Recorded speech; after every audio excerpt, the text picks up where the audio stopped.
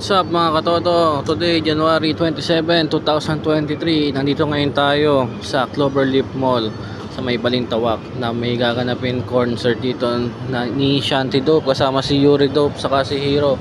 Magsisimula daw ang concert mamayang alas 6. Tara, check muna tayo ng mga gamit. Samahan nyo ako. So ito, mixer check tayo. Ang gamit namin dito ay QU32. Tara, subukan natin kung okay ng tunog. Okay, hey, check, hey.